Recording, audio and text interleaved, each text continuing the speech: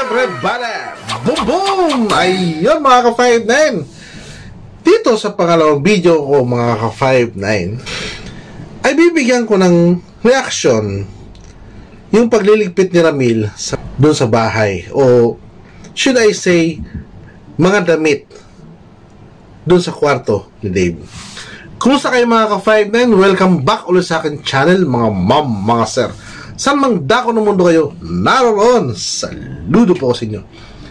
Yun mga ka-5-9, boom boom! Marami ang mga bashers na nagsasabing tanim kalat daw si Ramil.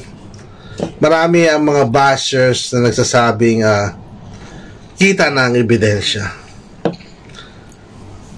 Mga ka-5-9, kung napanood ninyo yung video o kung pinanood nyo mabuti ang video, makikita nyo sa video, never nabanggit ni Ramil doon na ang kalat naman ng kwarto ni Kuya Dave. Correct me if I'm wrong ha, pero wala akong narinig na ganun habang ako ay nakikinig o nanonood sa video niya. Wala siyang sinasabing ang kalat ng kwarto ni Kuya Dave, grabe, kailangan ng ligpitin. Wala. Kundi, kailangan ng ligpitin para magamit ng mas deserving na si Kuya Angelo sa kanyang pagre-review. Tapos sasabihin nyo, sa inyo na naman nang galing yung mga salita ng mga hinayupak kayo, yung sinasabi ninyong makalat. Walang sinabi si Ramil. Ultimo nga yung damit na nasa kapatong, sabi niya, eto, nilagay ko lang ito dito kanina. Bakit kung makapagsalita kayo na makalat, tapos ngayon kayo pa yung feeling biktima na kayo yung nilait ang pagkatao? Taragis ka. Yawa ka, panuway ka, demonyo ka. Di ba? Ang kapal ng mukha mo, Stephanie, para magsabi ng ganyan. Kasama ng mga kampon ng mga kayawaan, kampon ng mga panuway, na mga kasama mo, mga alipores mo, pare-parehas kayong mga walang utak. Ang hina ng ganito ninyo, oh. Mahina na kayong ganito ninyo, malabo pa yung mata ninyo, bingi pa kayo.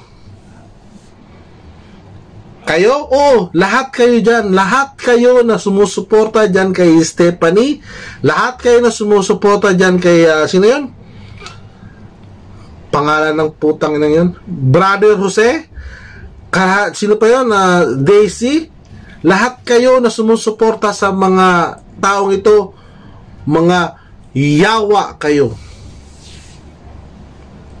Demonyo. Mga panway. Kayo yung mga taong walang kwenta. Kung meron pang ibang salita sa walang kwenta, kayo yun.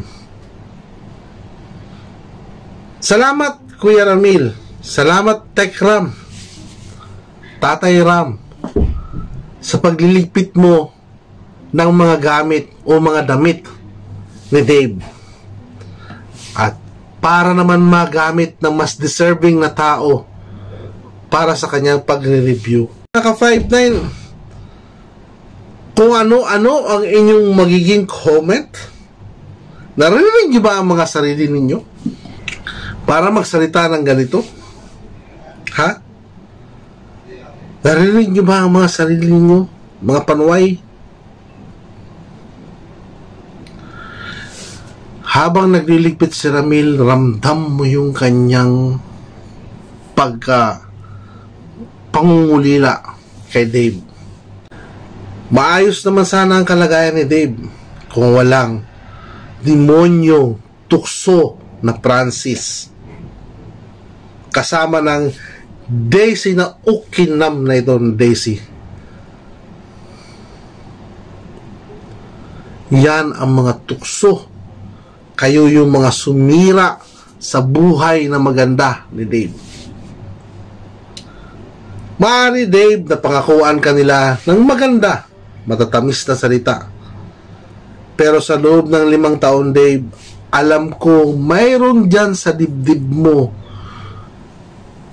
na parte na hinahanap mo ang pag-aaruga ng mga manalastas. Somehow, somewhere sa iyong puso, merong puwang na namimiss mo na ang bahay ng mga manalastas.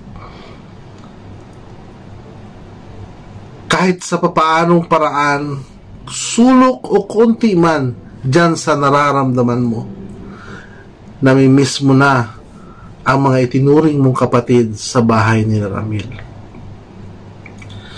Kaya hindi pa huli ang lahat, Dave. Sana mapanood mo ang video na to, o kaya may magparating sa iyo ng video na ito, na it's not too late para humingi ng tawad.